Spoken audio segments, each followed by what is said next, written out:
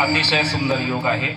आपल्या मुक्काम पोस्ट काडाची वाडी बापदेव वस्ती या ठिकाणी सर्व ग्रामस्थांच्या सहभागातून सहयोगातून आयोजित करण्यात आलेला जे हनुमान जन्मोत्सव, ज्यांच्या माध्यमातून आपण माझ्याशी संपर्क केला, बाळासाहेब काटे या पाहुण्यांमुळे हा योग आला।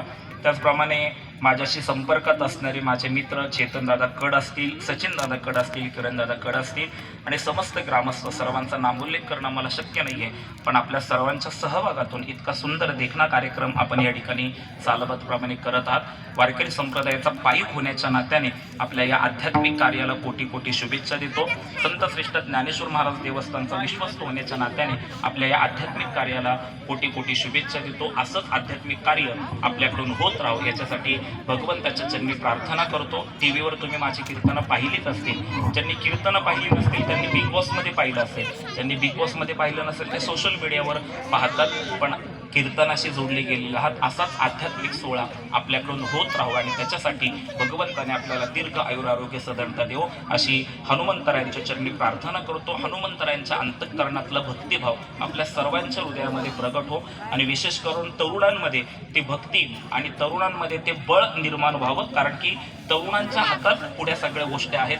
देव देश धर्मासाठी तरुणांना उभं राहायचंय, आपल्या कुटुंबासाठी तरुणांना उभं राहायचंय, आपल्या गावासाठी आपल्या देशासाठी तरुणांना उभं राहायचंय आणि बलोपासना ही हनुमंतरायांच्या जीवनामधून आपण शिकली पाहिजे। ती बलोपासना आपल्या सर्व तरुणांकडून व्हावी आणि खऱ्या अर्थाने कोणत्याही प्रकारचं व्यसन न करता अतिशय सुंदर बलोपासना तरुणांकडून व्हावी, याच्यासाठी हनुमंतरायांनी या तरुणांना खऱ्या अर्थाने कृपा करावी।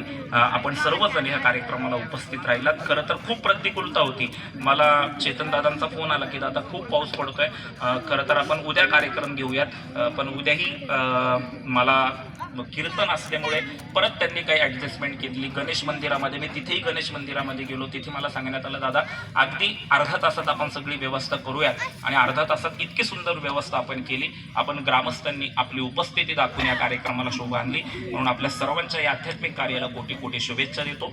बोलता बोलता एखादा वेडावाकडा शब्द माझ्याकडून गेला असेल आपली दिलगिरी व्यक्त करतो, देवानीला पूर्णविराम देतो। विठ्ठल जय जय विठ्ठल।